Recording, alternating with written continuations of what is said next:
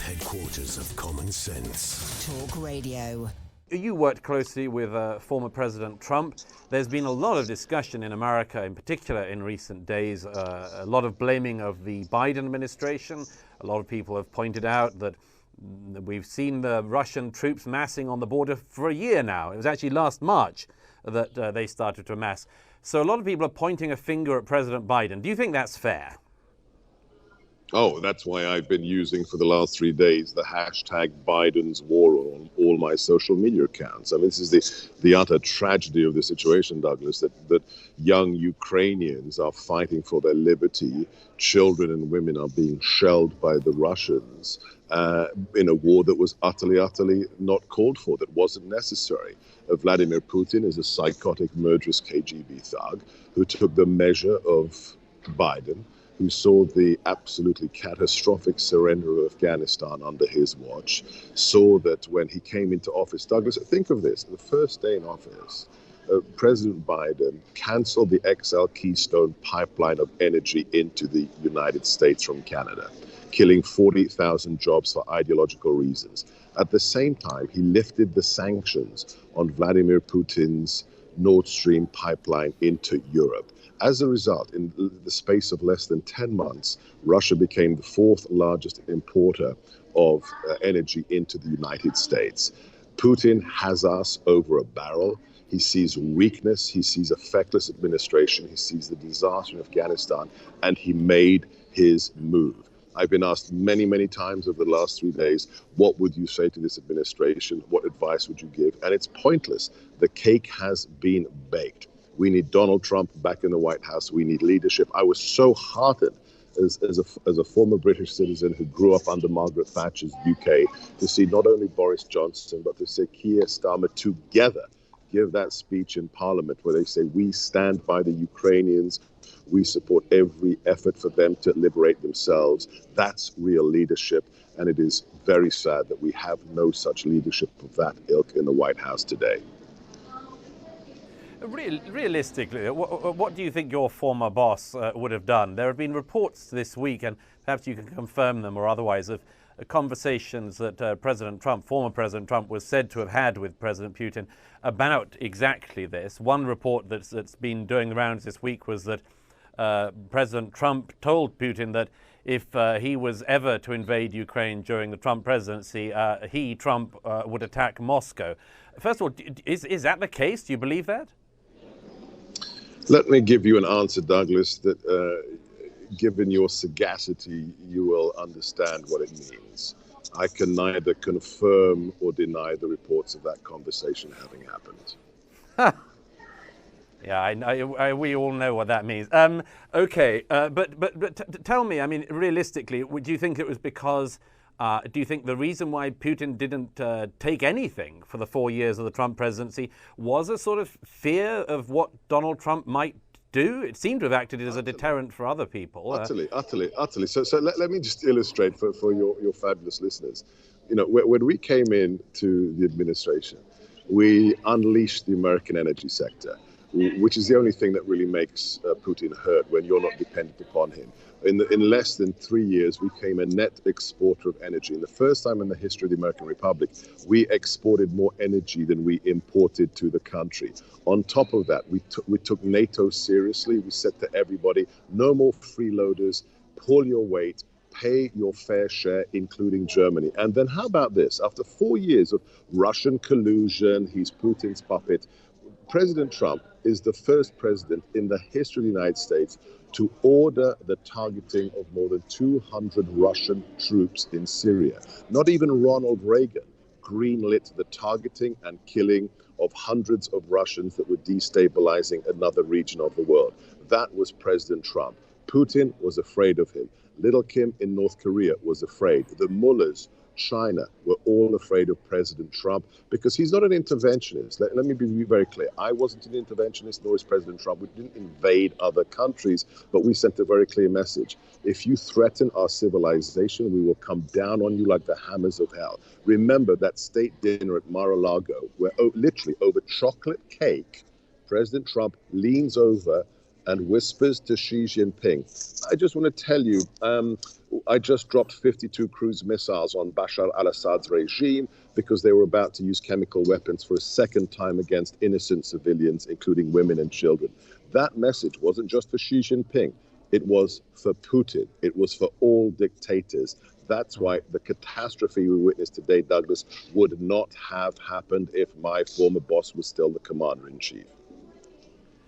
Well, let's come to another issue, which is the whole issue of NATO. When your former boss was in the White House, he was very often criticized by people as being anti-NATO, or in some way undermining the NATO alliance. Of course, what President Trump seemed to be doing was what every U.S. president in recent memory has tried to do, which is to make the Europeans pay for their own defense, to at least meet their commitments, their own spending commitments of at least 2% of GDP on defense. And of course, President Trump used perhaps particularly hard language, shall we say, against them, but it was exactly the same thing as every other American president has tried to persuade the Europeans to spend more. What do you think is the situation that NATO is now in?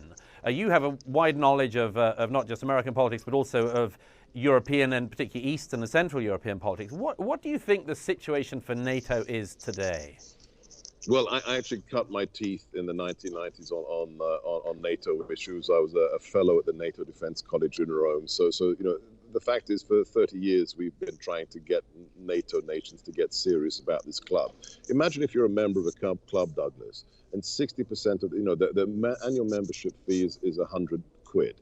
Imagine if 60% of the members pay 50 quid a year.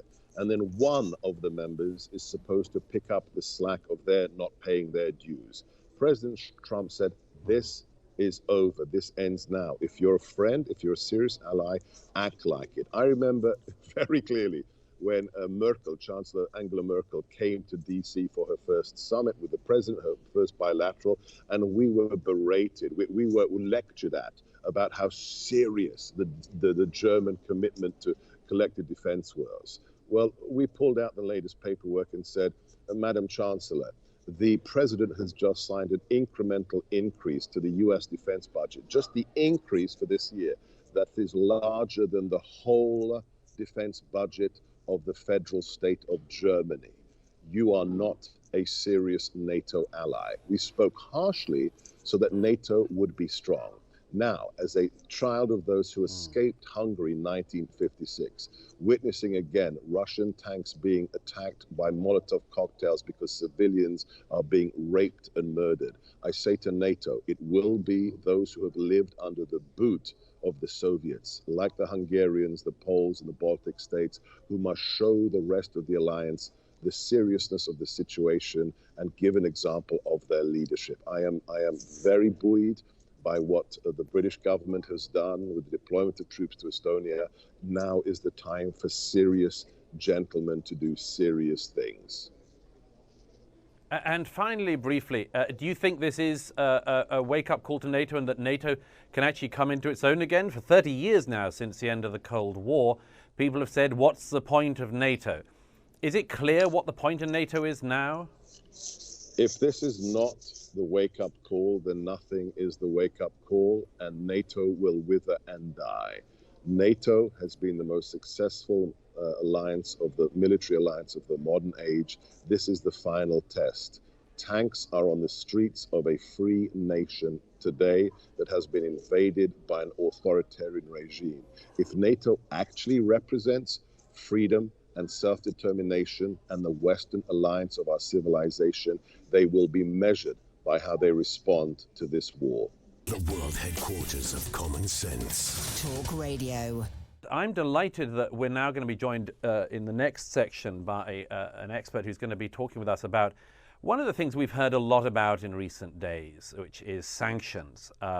President Biden, Vice President Kamala Harris in particular, this week prominently said that they were bringing in new sanctions against Vladimir Putin, those directly associated with him, those connected to the regime.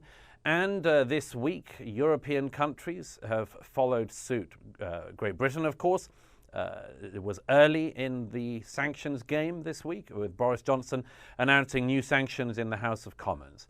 Then, throughout the week, as the atrocities in Ukraine have grown, more and more European countries have joined in. And I think as of the moment of speaking now, every country in Europe is on board with sanctions against the Kremlin. But I'm delighted that we're about to be joined by a professor in financial technology and information systems at the University of Manchester. That is Markos Zachariadis.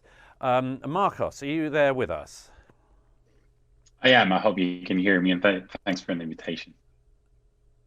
I can. Thank you so much for joining us. So we've heard an enormous amount this week about sanctions. What should we think about this? Is it an effective tool? Is it something that can stop Vladimir Putin? What's the effectiveness of this thing we hear so much about?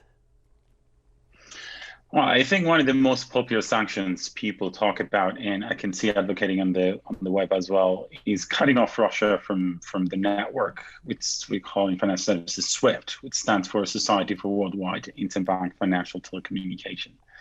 So this you have to imagine in the financial services world, there is an equivalent to the internet almost. That is an infrastructure that a lot of the banks and financial institutions globally, more than 10,000 of them, use to talk to one another and send payments to one another and trade in financial markets and so on and so forth. So a big part of the sanctions is essentially cutting off Russia from SWIFT and essentially kind of isolating from the rest of the global financial system. And does that affect Russian civilians as well as the regime? Supposedly, yeah. I mean, something similar had happened back in 2012 when Iran had the nuclear program and the rest of the world felt that they have to push them into not doing it. And cutting off Iran from SWIFT was quite effective in the end because it literally butchered their international trade.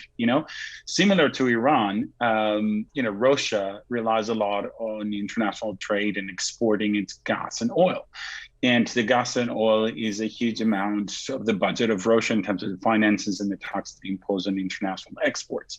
So essentially cutting off Russia from SWIFT and not allowing them to make or receive payments internationally, I think that's definitely going to have an impact on the government. It's going to have an impact on the economy, international businesses. It's going to have an impact, in the end of the day, probably in the entire country and civilians as well. They're not going to be able to communicate financially with the rest of the world. Now, Vladimir Putin must have known that this or something like it was coming. So there's clearly some kind of calibration that he has made, that he can hold out for a certain amount of time with sanctions. Do you think he has made that risk evaluation? And how long do you think they actually could hold out with things like SWIFT being barred?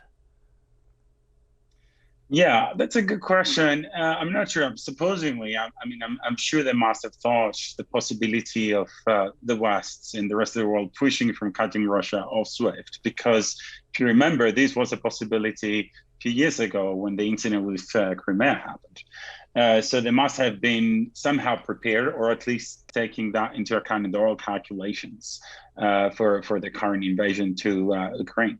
So there's no alternative way of communicating with the rest of the world financially, and the alternatives are very small and very localized. For example, China has a small kind of cross-country system that Russia is a member of, and of course Russia have their own, but these are very small compared to SWIFT. SWIFT is literally like the internet of finance. So cutting off SWIFT, all 400 or more Russian banks from the network will not allow the country to communicate and send and receive payments and trade in financial markets globally. So I think at the end of the day, it's just taking that into account when you're thinking about potential sanctions. Like if I was Putin, for example, I'll definitely consider that. And of course, what are the benefits and advantages and disadvantages of actually having that happen? I mean, just a final thought on that. I think maybe they were expecting that the West will not really go on and do that, because obviously right now we had issues lately in terms of oil and gas trade. And so perhaps Russia was thinking that this would be a major gamble for Europe, which relies heavily on supplies from gas from Russia. So, maybe that was a card they were willing to bet on.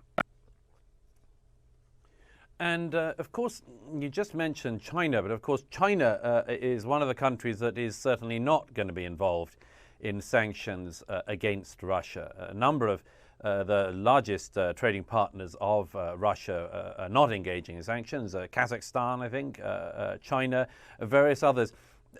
Does this have a material effect? Do you think that Russia can just fall back on a small number of its larger trading partners and ignore the rest of the world? Possibly. I think it's just doing the math and realizing how much of the international exports you can rely on in countries that affiliate or your close allies versus countries that essentially are going to cut you off, like lots of the countries that are very impatient and want to put forward these sanctions towards Russia. So I think it's just whether the numbers add up and whether Russia will be willing and also able to continue as an economy, well-functioning economy in the next few months, or however this episode lasts, if it's being cut off from West versus other countries that they have closer ties with, like China, for example. And I come back to this thing of the time game. Tom Tugendhat said earlier it's far too early to make any predictions about this conflict, but clearly it's not going as well as Vladimir Putin might have hoped. He hasn't rolled into Kiev on day one. So this is going to start costing Russia, and it's going to start costing the regime. Vladimir Putin personally, is he vulnerable himself to these sanctions, or has he spent recent years making sure that his own extraordinary private looted wealth is far away from the reach of any such sanctions? That's a good question. I'm not sure I'm able to answer that. I mean, I don't know the finances of Vladimir Putin, but he seems like a person that would definitely have taken that into account before making any bets. And I'm hoping that he also did similar calculations for the entire country, not just himself. But of course, as you have seen, other wealthy individuals like Russians of Russian origin across Europe and the UK will have, a big effect from these sanctions. So perhaps maybe it's just the few people and himself that he was thinking for when he was making all these decisions. Who knows? It's hard to say. You'll remember that there was footage this week of President Putin in the Kremlin lecturing a bunch of oligarchs, and none of them, it has to be said, looked particularly happy with President Putin as he lectured them. Presumably these oligarchs are going to be increasingly unhappy as this goes on. The inability to move wealth around means that these extraordinarily wealthy men who have looted the natural resources, among other things, of Russia for the last 30 years are going to find their own movements restricted, apart from anything else, their financial movements, and in some cases their physical movements. That whole class must be at risk, not that one feels any pity for them. Yeah, absolutely. I mean, the only thing I can say is even people like Abramovich, for example, who I'm hearing is not even in the list of sanctions against, wealthy kind of Russian individuals. He must be quite upset. And you can see the latest from Chelsea being up for sale, for example, or moving on to a different kind of ownership structure. I'm sure this entire situation will have upsetted a lot of people, not just in Russia, but also internationally. Imagine all these businesses, even in Europe, exporting lots of goods and services to Russia. All these businesses in the UK and across Europe will suffer equally. It's not just Russia. And that's why, cutting off Russia from SWIFT has been up for debate the last 48 hours or so. People kind of really trying to second guess what would be the advantages but also disadvantages in this situation. It's a hard calculation to do. It's not straightforward. One last question before we have to let you go. Of course, this war, these financial sanctions, and much more couldn't come at a worse time for the global economy. We've all been just bouncing back from the disaster of the last 2 years, of the Corona era and the financial slump. Do sanctions against Russia impact us in the West, in countries like Britain, and if so, how much and to what extent? Yeah, I think, and that's a good final question, I guess, to sum things up. I think, like any war in any part of the world, definitely has a major effect, not just in the economy, but, real people in different countries. I think the same is going to happen here. If, for example, all these sanctions push forward against Russia, it's not going to be only Russia that suffers. It's going to be a lot of other businesses across the EU. We're definitely going to see a hike potentially in gas prices, for example. I mean, thinking that Europe consumes more than 30% or 40% of its gas, from Russia, we're definitely going to see prices hiking further up, which is not great news for a global economy that is just coming out of a major financial crisis because of COVID. So it's not going to be easy, I have to say that. The world headquarters of common sense. Talk Radio. We're very glad to be able to welcome to join us on the programme this evening Sir Gerald Howarth, the former Conservative Defence Minister and former chair of the All-Party Parliamentary Group on the Ukraine. He's got a long-standing interest in the subject, and it's a great pleasure to welcome Sir Gerald to join us this evening. Good evening. Well, good evening, Douglas, and a very great honour to be on your programme, if I may say. I'm a great admirer of yours. Well, thank you very much. It's always a good way to start. Tell me, Sir Gerald, a lot of people have been mugging up on Ukraine in recent days, and you're not one of those people. You've had a very long interest in the subject. What's your own estimation of what we're seeing at the moment? Did you see it coming? Is it something that you're surprised by?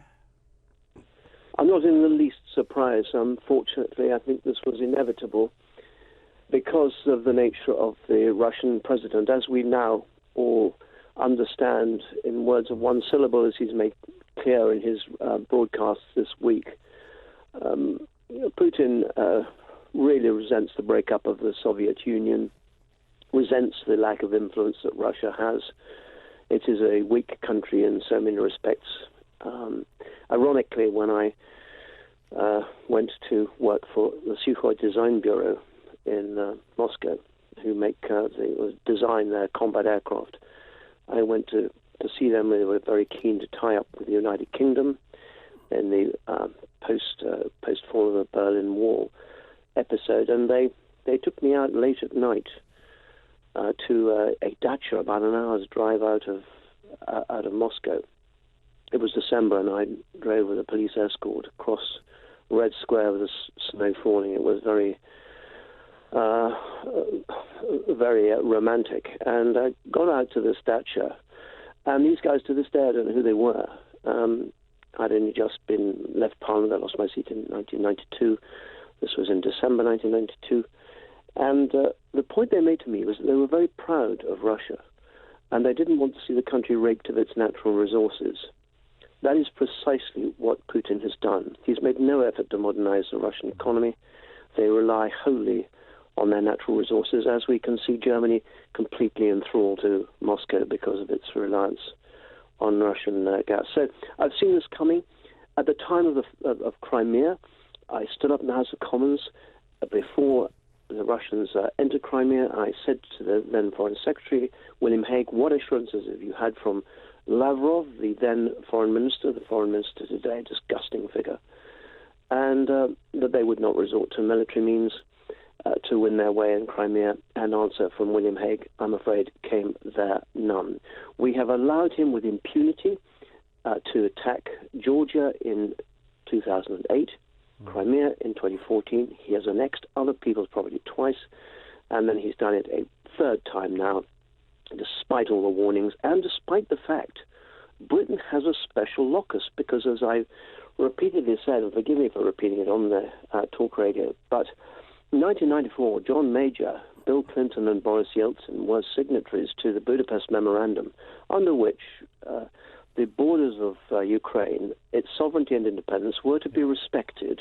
It wasn't an Article 5, NATO Article 5 thing.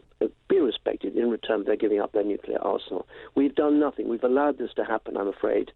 And the fall of Kabul, the retreat from Kabul, showed the United States was weak.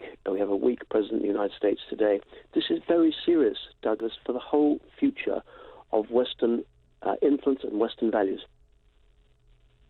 Why do you think that when President Putin has made his own ambitions clear for such a long time, so few people believed him? He's famously said that the saddest moment of the 20th century for him was the breakup of the USSR, which, considering the numbers of terrible things that happened in the 20th century, not least for Russia, was always a quite extraordinary thing to have said. And he spent recent decades constantly lamenting this, constantly clearly stating his views, such as even to the former American Secretary of State Condoleezza Rice, that he said more than 15 years ago that he didn't think Ukraine was a country. Why do you think, given the number of times he's made his views clear, so few people in the West have sort of believed him? Well, first and foremost, one has to recognize that Russia has, with only two very brief exceptions in its time, its history, been democratic. One was the early part of the last century, briefly, and the second was after the fall of the Berlin Wall, briefly under Gorbachev and then Boris Yeltsin. It's a dictatorship. You're absolutely right. He's made it crystal clear that he resented the breakup of the Soviet Union. He made it clear in his broadcast this week that he wanted to effectively see it recreated, and anybody got in his way, he would resort to nuclear weapons. It has been complete naivety on the part of Western leaders. Nobody believed that in the post-1945 world that anything like this could possibly happen. And there has grown up a complacency. Because, I'm over 70. I have spent my entire life enjoying the liberty and prosperity that the post-war settlement, that's post-Second World War settlement, has brought, not just the United Kingdom, but the whole of Europe, and indeed the rest of the world, with, of course, outbreaks of violence in various places. But nevertheless, it has been a period of steady progress, and I'm afraid there has grown a complacency. And I do hope that today's young people will sit up and take stock that freedom does come with a price. The ability to go about your daily life unhindered, to trade with whom you want, to associate with whom you want, has been taken for granted. And this is a brutal wake-up call. This is a tyrant. This is a brutal tyrant. And I don't know about you, but watching these news reports of young people returning to Ukraine to say that they're going to take up the fight, to see elderly, respectable ladies learning how to use a Kalashnikov, I think they're heroic, and I do find it really very, very distressing that we, powerful force in NATO, we are standing idly by. We could see this coming. I have repeatedly said that there was a risk of this happening. I said we should send a maritime task force to stand off Mariupol, the second port of Ukraine, on the Sea of Azov, up by the Donbass region to the east of the country, and that we should stand off Odessa and protect that area. Because I could see what Putin wanted to do, which was to link up with Crimea. He's now, of course, going all out. I suspect he is now slightly deranged and sated with power, and as you said in your introduction, vanity. We've seen it coming. We've done nothing about it.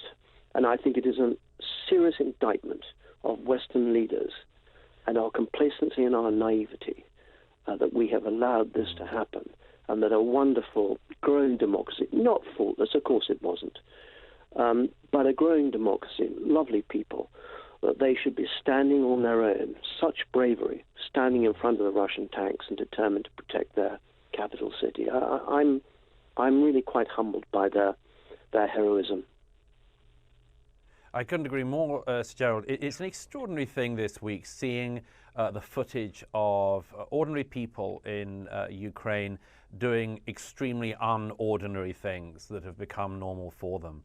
You know, middle-aged women queuing up to get their gun and to defend their city and their country. Young men of all sorts of professions and none called up to fight the very organized Russian forces. And it really puts into context our own luck in a country like this one, in Great Britain, that we don't have to face this, and of course hope that we never do. Absolutely. I think since we now cannot put boots on the ground, that is it's too late. And I do actually salute the British government for the behind-the-scenes work they've been doing in training Ukrainian forces. They're a much better force than they were 8 years ago. And they're equipping them with anti-tank missiles. I'm going to explore, see what further can be done. I hope British people will contribute to a fund to help them. But I think the only way ultimately out of this is that the Russian people will wake up and see that their fellow Slavs are being brutally dismembered by their own leader. I was called earlier this week by Russian television program NTV, for which I've done a few interviews.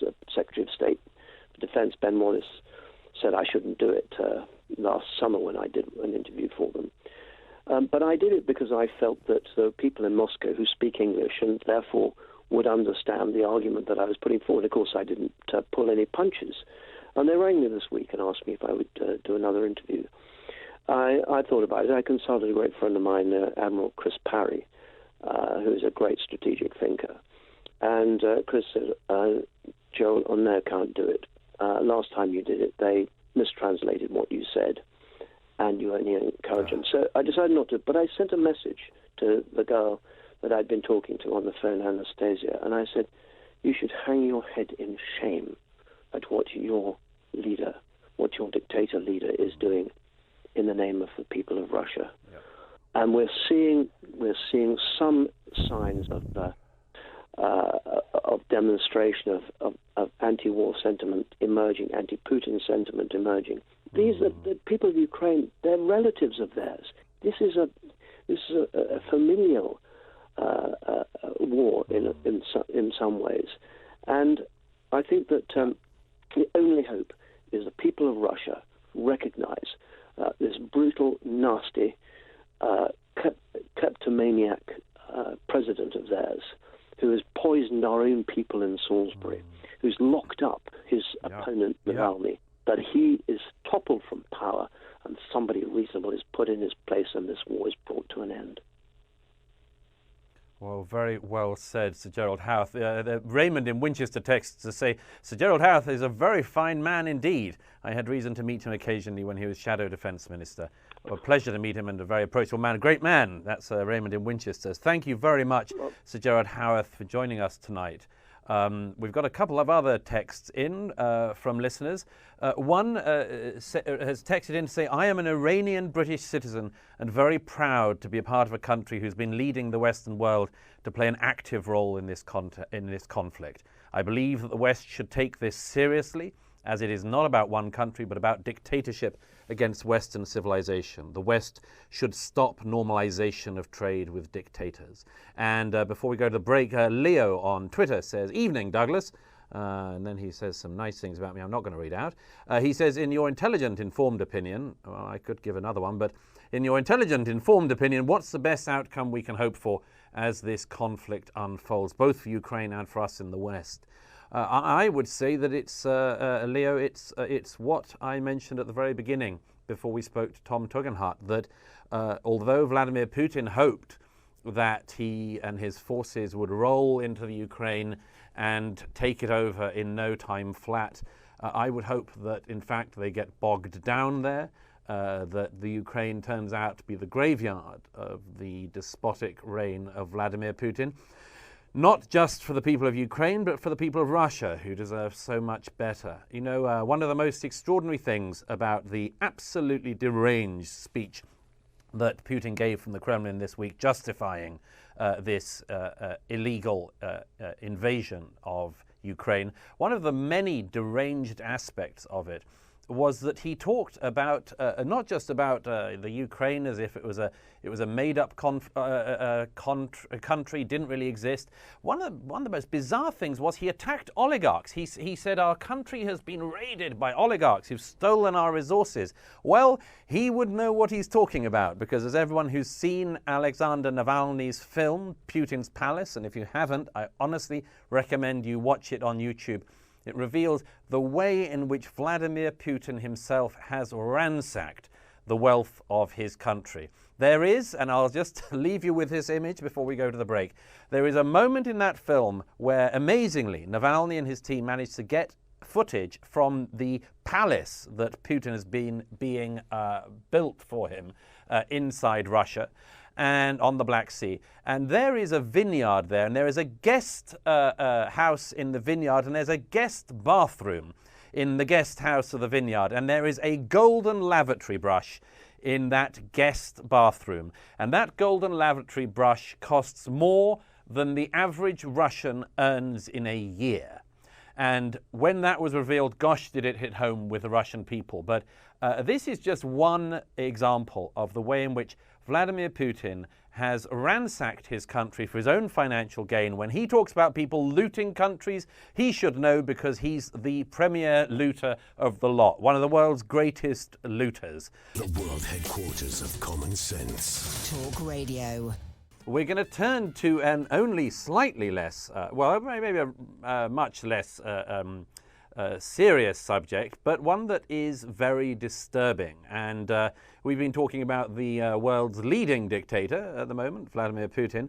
But I do want to come on to a little mini dictator, or at least a little mini would-be dictator, who is sitting tonight in Canada. That is Justin Trudeau. You know that the world is totally screwed when even Canada has become interesting.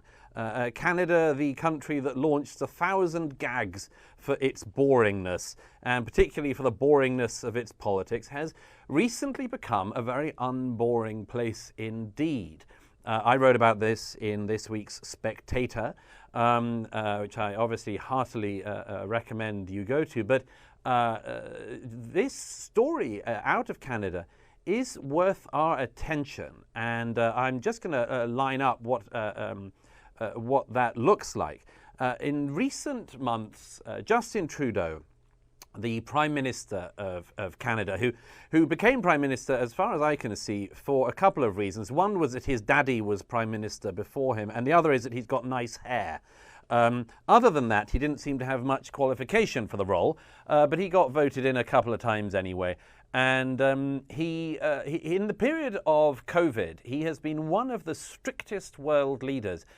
As countries like ours was coming out of the corona era, Justin Trudeau decided to double down on it. In particular, he decided to double down on insisting on vaccines for all sorts of people in all sorts of jobs, including jobs that there can be no justification, in my view, for insisting on vaccine mandates for. That included truck drivers. Now, during the pandemic, truck drivers were among the people celebrated in Canada as in Britain for keeping crucial supplies coming in and out of the country. But then the princeling Trudeau decided that all truck drivers, who are among the most isolated professions of all, should all be vaccinated or they'd be out of a job. And the truckers started to rebel.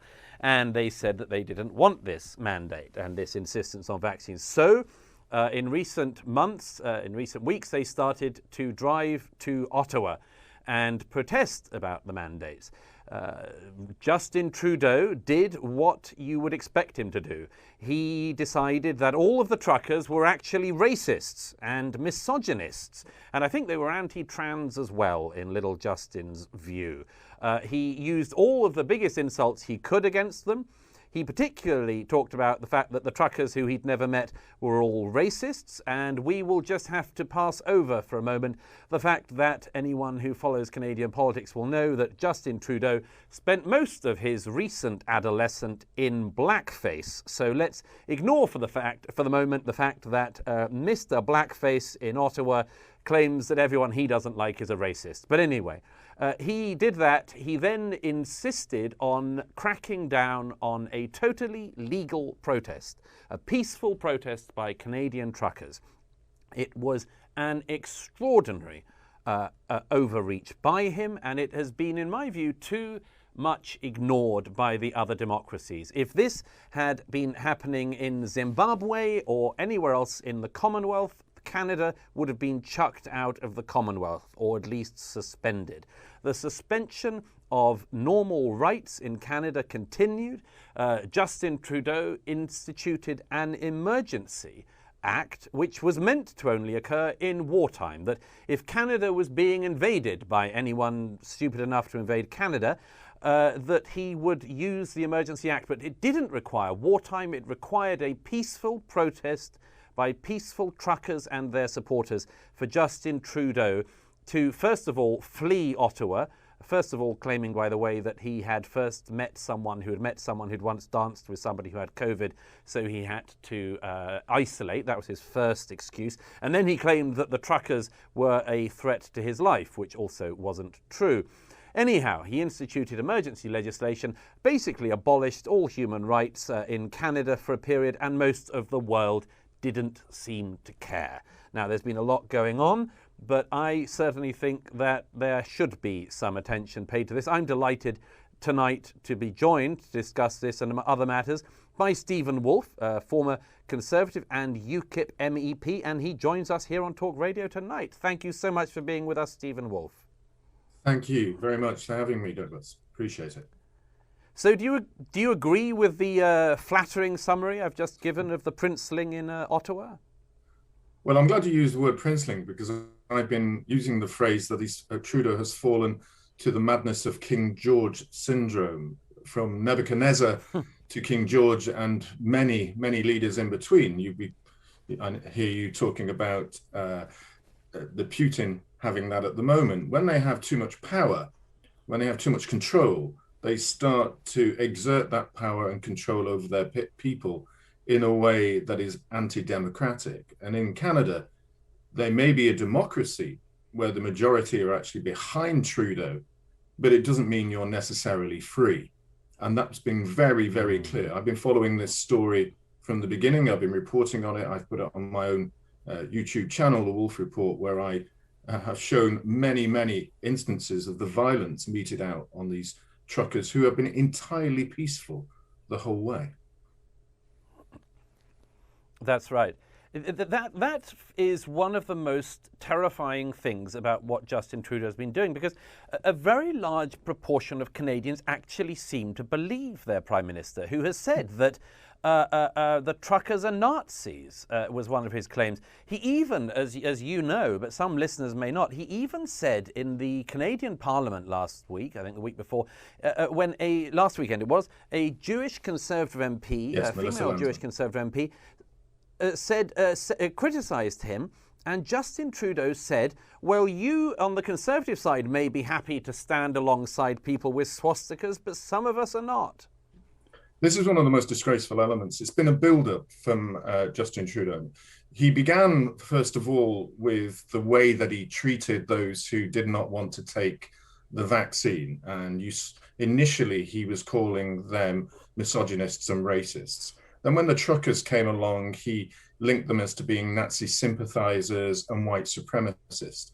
When he attacked Melissa Landsman, who was the Conservative MP at that time, with that horrendous statement, for a Jewish woman to be accused of standing by swastikas, when there was instances of only one or two flags of that in the whole of this campaign of people, ordinary people on the streets of Canada, thousands upon them lining the bridges as the trucks went through. That caused a huge storm. And when you then watched an incredibly impressive Conservative MP, Dale Lloyd, ask the Prime Minister to apologize 3 times. And amongst those statements he made, he said, Prime Minister, my great uncle flew 30 sorties across the English Channel to fight the Nazis. My great uncle is buried at the bottom of the channel, and you're accusing Jewish MPs here as standing with Nazis. Resign.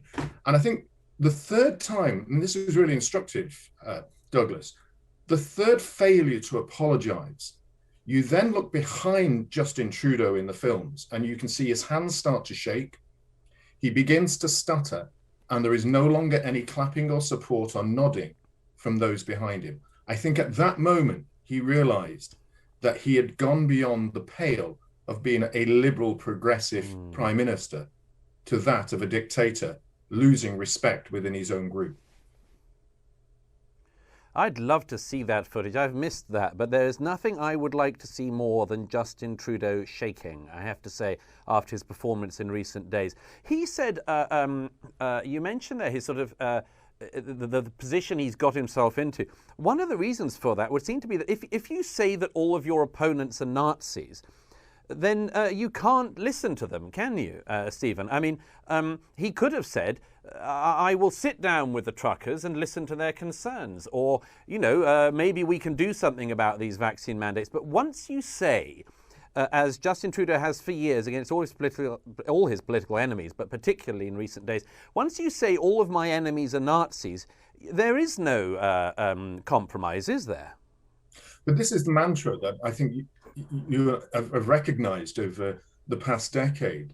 The liberal progressive leaderships, whether it's from Justin Trudeau to Ahern down in New Zealand, seems to be a virus that's infecting their political minds, that when they lose the ability to have rational discussion, be able to debate with their opposites, even sit down and talk to those people that they disagree with, then they start reaching out for vile language, the most abusive comments they can do. We saw it through the Brexit campaign, where there were people who were called thick, stupid, and racist. You saw it in the Trumpers, where they were called the deplorables. And I believe that this movement, this moment where a vast number of people have been vaccinated in Canada, suddenly started coming out onto the streets very, very calmly, very peaceably. And those marches that you saw in Ottawa, you had bouncy castles for their children. There were hot tubs in the snow. People were bringing out food and burgers for them. When the police came to remove them, you could almost see Trudeau wanting to have his January 6th moment, which for listeners who don't remember, this is what happened in Congress and the Senate in the United States. He wanted that. They actually started to move away peacefully, but they still sent in the horses. And I'm sure you saw that really horrendous scene of an old lady with her own wheelchair being pushed to the ground and a horse's hoof on her head. And then the Ottawa police put a tweet out saying a bicycle was thrown at her, at the horses. And that's why they moved in. And everybody then pointed out, since when has a mobility scooter been a bicycle? I'm going to ask you to stay with us, Stephen. Join us, stay with us till after the break. Right? Just add to that, one of the fascinating things about what happened in Ottawa was that people could see the police lying in real time, and they could see Justin Trudeau lying in real time. He claimed that what was happening outside was a Nazi rally. As you point out, it was an unusual Nazi rally, and having an awful lot of incredibly peaceful people, no Nazis, a lot of bouncy castles, and a lot of love expressed to the police until they started to trample the citizenry and then lie about the citizenry. But anyway, we're going to have to go to a short break, but Stephen Wolfe, please stay with us because we've got one other thing I want to discuss. The world headquarters of common sense. Talk Radio. One other story I wanted to touch on this week is that there's a report that Sweden's no lockdown policy, of course Sweden never went into the lockdown as most of us did, was right, and that countries that enforced the lockdowns had significantly worse outcomes reported by their governments. Does this surprise you? Evidence, not just only from the times that we partially locked down here and then loosened up. When we locked down, things got worse. When we opened up, things got better. In the United States, really serious research that showed those states that locked down heavily, California, New York, really were the opposite in success to those states that were open, like DeSantos's Florida. So it's not just in our own country and out in Sweden. There is now growing evidence that the lockdown process failed. Yep, I'm afraid so. Thank you very much, Stephen Wolfe. I'm just going to read out a few messages before the end of the hour. Commenting on what we were talking about Justin Trudeau in Canada, Barry on Twitter says, I think Nicola Sturgeon is another one who would probably impose similar restrictions to Canada and New Zealand if she could. A dictator is waiting. You will have to hear my views on Nicola Sturgeon on another occasion, and possibly with the bleep button on a lot. David says on text, looking on, I envy the Ukrainians, their patriotism and love of country. As a proud Englishman, I'm surrounded by friends who'd rather be known as Europeans. Why have we turned on ourselves? And Will on text says, great first show, Douglas. Hope you will be back. Well, we shall see. You never know your luck. It's been great to be with you. I've had a terrific time. Thank you for all of your messages. Thank you to all of my guests. And I would just round out by saying that this has been one of the most memorable and worrying weeks I can think of in my own lifetime. Vladimir Putin seems to have smashed apart the whole post-1945 world order. Nobody wants war with Russia, but nobody can see what he is doing in Ukraine and think he can just get away with it. I know that saying thoughts and prayers are with people is one of the great cliches, but I think everybody who values freedom will be thinking of the people of Ukraine tonight and will be cherishing our own freedoms in Britain a little bit more tonight than we did this time last week. Good talk. Hot talk. Bold talk. Talk radio. Listen on your smart speaker. Watch it live on your smart TV. The world headquarters of common sense. Talk Radio.